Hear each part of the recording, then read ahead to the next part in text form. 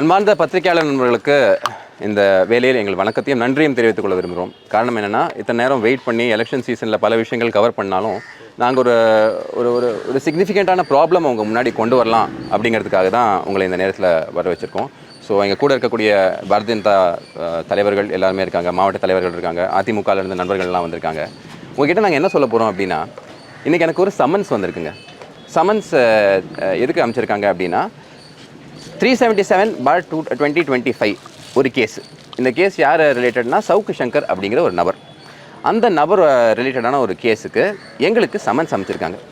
அப்போ இந்த கேஸ் வந்து போன வருஷம் செப்டம்பரில், அதாவது 2/7/2025 போன வருஷம் செப்டம்பரில் இருக்கக்கூடிய ஒரு கேஸு.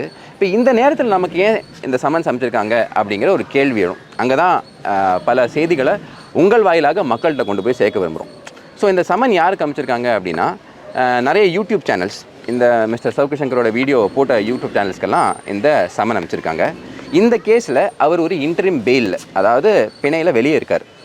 தற்காலிகமாக அவருக்கு பிணை கொடுக்கப்பட்டிருக்கு, சில கண்டிஷன்ஸ் கொடுக்கப்பட்டிருக்கு.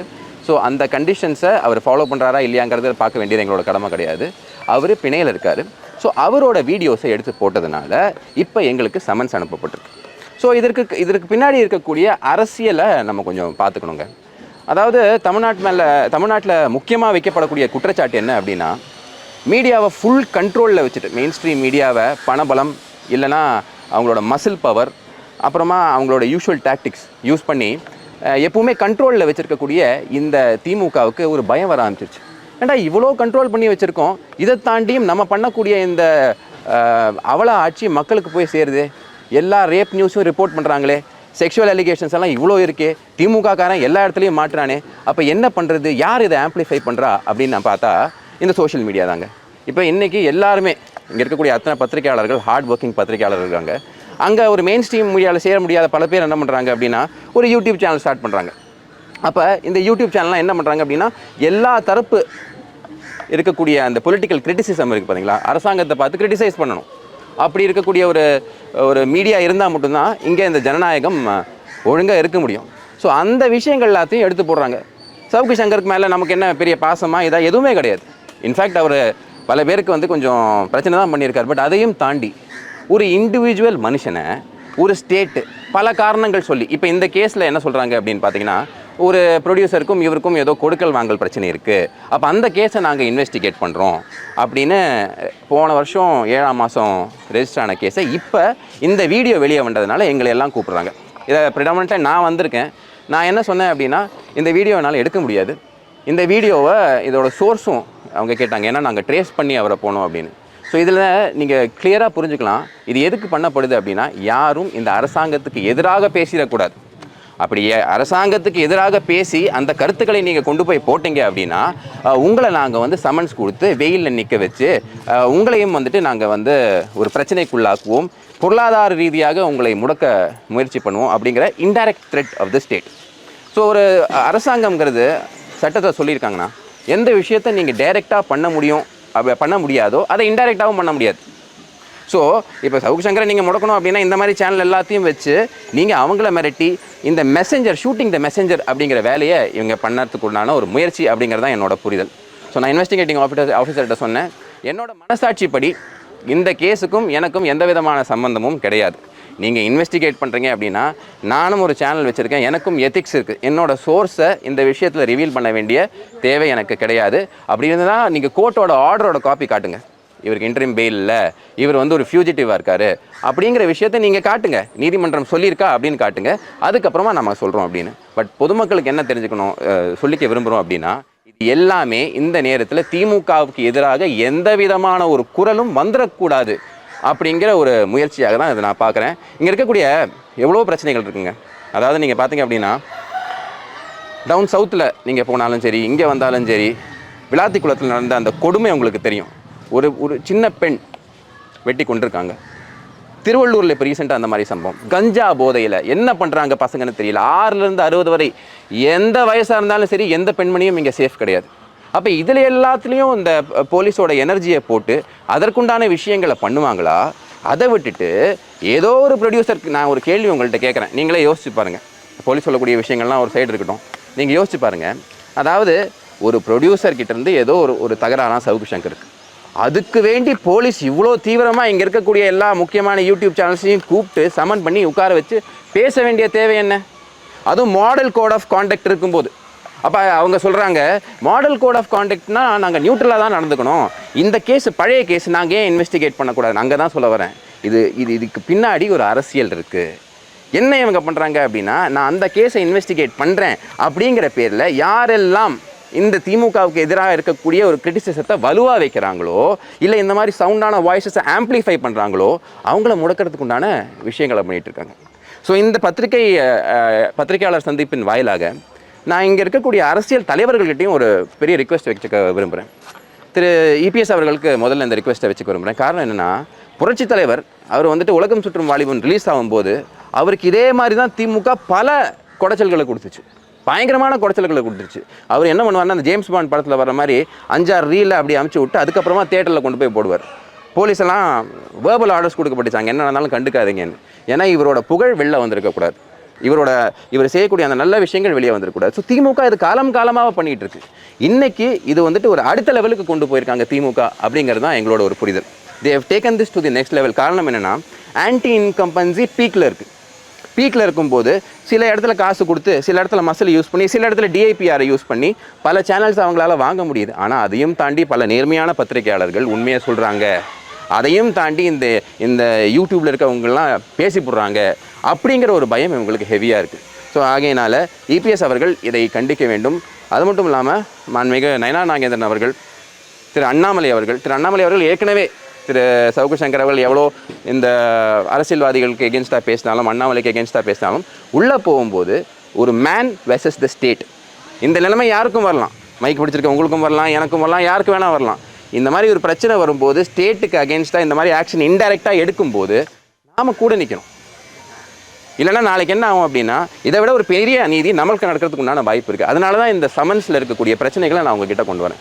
மற்றபடி இந்த சவுக்கு சங்கருக்கும் நமக்கும் என்ன சம்மந்தமும் கிடையாது.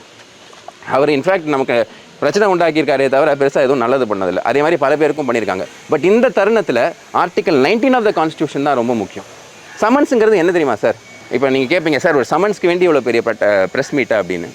சமன்ஸுங்கிறத பற்றி சுப்ரீம் கோர்ட் என்ன சொல்லியிருக்கு அப்படின்னா, அதாவது summons is a very serious legal document. It has to be served with proper application of mind and not as a routine procedure. சும்மா ஏதோ ரொட்டீன் ப்ரொசீஜருக்கு நீங்கள் சமன்ஸை சர்வ் பண்ணக்கூடாது.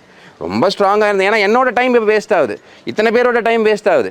ஸோ ஆகையினால நீங்கள் அது பண்ணும்போது அதுக்கு ப்ராப்பர் அப்ளிகேஷன் ஆஃப் மைண்டாக இருக்கணும். அது மெஜிஸ்ட்ரேட்டாக இருந்தாலும் சரி, எக்ஸிக்யூட்டிவாக இருந்தாலும் சரி. பல கேஸில் என்ன இருக்குது அப்படின்னு பார்த்தீங்கன்னா, இந்த பத்திரிகை சுதந்திரத்தை முடக்கக்கூடாது, கருத்து சுதந்திரத்தை முடக்கக்கூடாது சுப்ரீம் கோர்ட் கிளியராக சொல்லியிருக்கு. இப்போ ஒரு கேஸ் நான் ஒரு கேஸ் சொல்கிறேன், Raj Narayan versus state of UP. அதே மாதிரி இங்கே இருக்கக்கூடிய திரு நக்கீரன் கோபால் அவர்களோட கேஸு.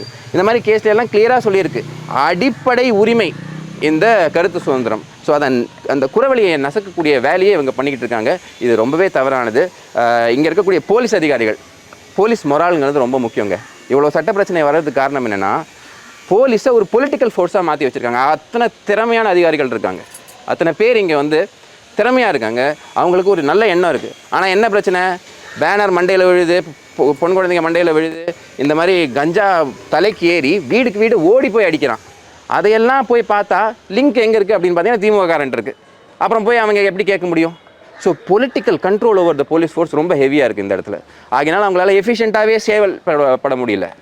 எல்லா டைமும் என்ன பண்ணுறாங்க அப்படின்னா, பொலிட்டிக்கல் இன்டெலிஜென்ஸ், எதிர்கட்சிக்காரன் எங்கே போகிறான், என்ன பண்ணுறான், அவன் என்ன வீடியோ போடுறான், அதை பாரு அப்படின்னு தொடைநடுங்கித்தனமாக இருந்திருக்காங்க.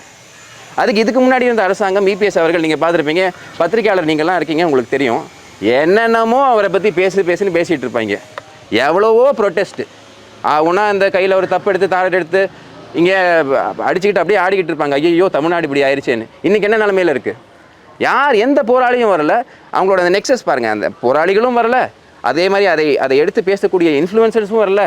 இப்போ சோஷியல் மீடியா இவ்வளோ கேட்குறாங்களே, நான் ஒரு கேள்வி கேட்குறேன் சார். இத்தனை பேர் இருக்கீங்க, நீங்கள்லாம் பார்த்துருப்பீங்க, ஒரு பெரிய இன்ஃப்ளூயன்சர் சாப்பிட்டுக்கிட்டே இருப்பார், ஃபுட் இன்ஃப்ளூயன்சர் சாப்பிட்டுக்கிட்டே இருப்பார். அவர் பண்ணக்கூடிய தப்பு ஜெண்டர் ரிவீலிங். சட்டம் என்ன சொல்லுதுன்னா, உங்கள் குழந்தையோட அந்த பாலினத்தை சொல்லக்கூடாது, தெரியக்கூடாது அப்படின்னு. ஆனால் அதை ஓப்பனாக ரிவீல் பண்ணுற அப்படி. அப்போ அவருக்கு அகேன்ஸ்டாக என்ன ஆக்ஷன் எடுத்தீங்க? எதுவுமே எடுக்கல. ஏன் எடுக்கல? ஏன்னா அவர் வந்துட்டு ஃபர்ஸ்ட் ஃபேமிலிக்கு க்ளோஸாக இருக்கார். அதே மாதிரி இன்னொரு 2 பேர் உட்காந்துருப்பாங்க, 2 பேரும் பேசிக்கிட்டே இருப்பாங்க, பிளிப்போ என்னமோ ஒன்று, கெட்ட வார்த்தையாக தான் பேசியிருப்பாங்க. ஒரு ஆக்ஷன் எடுத்துருக்கீங்களா இது வரைக்கும்? ஏன்? அவங்கெல்லாம் இந்த நட்பு வட்டாரத்தில், திமுக நட்பு வட்டாரத்தில் இருக்காங்க. ஸோ இந்த சமன்ஸோட எசன்ஸ் என்னன்னு நம்ம உங்கள்கிட்ட மறுபடியும் சம்ம பண்ணோம் அப்படின்னா, இந்த அரசாங்கத்துக்கு எதிராக பேசக்கூடிய யாராக இருந்தாலும் one way or the other நாங்கள் ஒன்று டார்மெண்ட் பண்ணுவோம் அப்படின்னு. இந்த மாதிரி ஒரு மிரட்டலுக்கோ உருட்டலுக்கோ பயப்பட வேண்டிய தேவை நமக்கு இல்லை.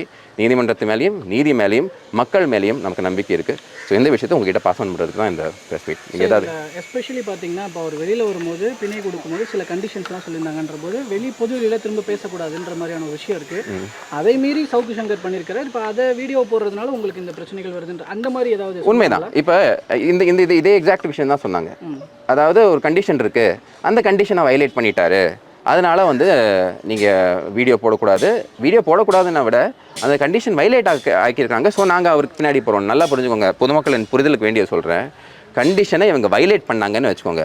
இவர் கண்டிஷனை வயலேட் பண்ணுறாரு, ஆகையினால பெயிலை கேன்சல் பண்ணுங்கன்னு போய் நீதிமன்றத்தில் சொல்லி உத்தரவு வாங்கிட்டு அவங்க வரணும். அதுக்கப்புறமா நாம் வந்து அந்த மாதிரி ஒரு ஃபியூஜிட்டிவ்க்கு ஹெல்ப் பண்ணோன்னா அது தவறு. அந்த மாதிரி ஒரு ஆர்டர் வரல. நான் கேட்டேன் அந்த மாதிரி இருக்கான்னு. இல்லை ஆர்டர் ரிசர்வ் பண்ணப்பட்டிருக்கேன். அப்போ ஆர்டரை காட்டுங்க. அதுக்கு முன்னாடி எதுக்கு இந்த தீவிரத்தை காட்டுறீங்க? எத்தனையோ கேஸில் காட்டாத தீவிரத்தை நான் என்ன சொல்கிறேன், வேங்கை வையெல்லாம் அத்தனை நாளாக சும்மா இருந்திருக்காங்க, எதுவுமே கண்டுபிடிக்க முடியல. ஆனால் இங்கே என்ன இவ்வளோ தீவிரம்? Pudding so much energy in to this. So அதுதான் இது அரசியல்னு சொல்ல வரேன். அது மாடல் கோட் ஆஃப் கண்டக்ட் இருக்கும்போது அவங்க சும்மா சொல்லிக்கலாம் அங்கே இந்த கேஸை, but you are going after a political opponent. இதுதான் இருக்கு முன்னாடி இது உள்ளே இருக்கக்கூடிய விஷயங்க பிரதர். இதை வந்து நீங்கள் வந்து டைரெக்டாக புரிஞ்சுக்கணும் அப்படின்னா நீங்கள் இந்த விஷயங்கள் எல்லாத்தையும் ஃபாலோ பண்ணினாலே உங்களுக்கு தெரியும். ஆஹா, இதுக்கு தான் அதுவா, இங்கே சுவிட்ச் போட்டு அங்கே பல்ப் எரியும் அப்படிங்கிறது தான் ஐடியா. ஸோ இது வரைக்கும் போட்ட வீடியோக்களை எடுத்தாகணும் அப்படிங்கிற அந்த கட்டாயம் எனக்கு கொடுக்கப்படலை. பட் பல பேர் இந்த யூடியூப் சேனல்ஸில் வந்துட்டு சமன் பண்ணியிருக்காங்க பார்த்தீங்களா, அதில் பல பேர் எதுக்கு நமக்கு வம்பு அப்படின்னு சொல்லிட்டு அவங்க எடுத்துட்டாங்க. பட் தார்மீக அடிப்படையில் அதை நான் பண்ண விரும்பல.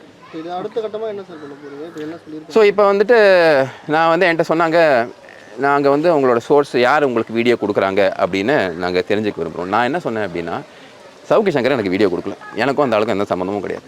பட் இருந்தாலும் இந்த ஆளை வந்துட்டு விச் ஹண்ட் பண்ணுறாங்க, பொலிட்டிக்கலாக அவரை வந்து அரசியல் ரீதியாக துன்புறுத்துக்கிறதுக்கான முயற்சி நடக்குது.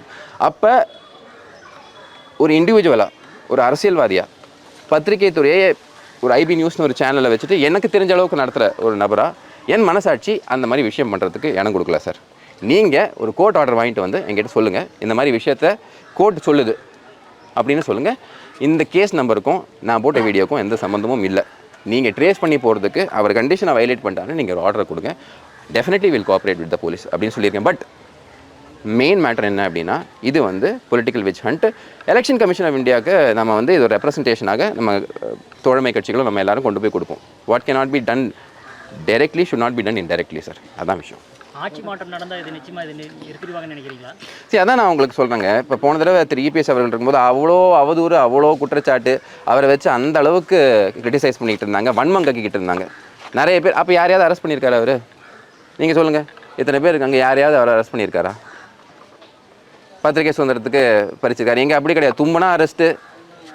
எல்லாருமே எங்கள் கட்சிக்காரங்க போன மாதம் வந்து ஒரு யங்ஸ்டர் மாநில செயலாளர் IT and social media Sangi Prince, அவனை வந்து சம்மந்தமே இல்லாமல் கொண்டு போய் ஏதோ ஒரு ட்விட்டர் போஸ்ட்டுக்கு 1 மாதம் கொண்டு போய் உள்ள வைக்கிறீங்க. அப்போ என்ன மனசாட்சி இருக்குது உங்களுக்கு?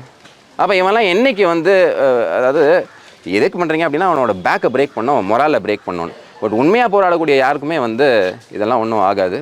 பட் இந்த மாதிரி விஷயத்தை தான் 2021 இப்போ வரைக்கும் பண்ணிட்டு இருந்தாங்க. இன்ஃபேக்ட் மிஸ்டர் கருணாநிதி இதை விட எவ்வளோ பெட்டராக இருந்தார். அவர் வந்து என்ன தான் கிரிட்டிசிசம் இருந்தாலும் அதை எதிர்கொள்கிற அளவுக்கு, ஏன்னா அவருக்கு திறமை இருந்துச்சு, திருப்பி எழுத தெரிஞ்சிச்சு, பேச தெரிஞ்சிச்சு. இவங்களுக்கு தான் அதெல்லாம் எதுவுமே தெரியாதே, நம்ம துண்டிச்சிட்டு வச்சு ஒழுங்காக படிக்கிறது இல்லையே. ஸோ அந்த ஒரு லேக் ஆஃப் திறமையினால இன்செக்யூரிட்டி ஜாஸ்தியாக இருக்குது சார். பேசிக்காக சிம்பிளாக சொல்லணும்னா சார், இன்காம்படன்ஸ்னால இன்செக்யூரிட்டி ஜாஸ்தியாகுது சார். அதனால் எல்லாரையும் முடக்க பார்க்குறாங்க. இது எல்லாம் சேர்ந்து இவங்களுக்கு 2026 ஒரு பாடம் கற்பிக்கப்படும்ங்கிறது என்னோட நம்பிக்கை சார். என் பேர் கார்த்திக் கோபிநாத், பாஜகவில் இருக்கேன். நான் வந்து ஆவடி இணை பொறுப்பாளர் இருக்கேன், ஆவடி சட்டமன்ற இணை பொறுப்பாளர். தேங்க்யூ. நன்றிண்ணா.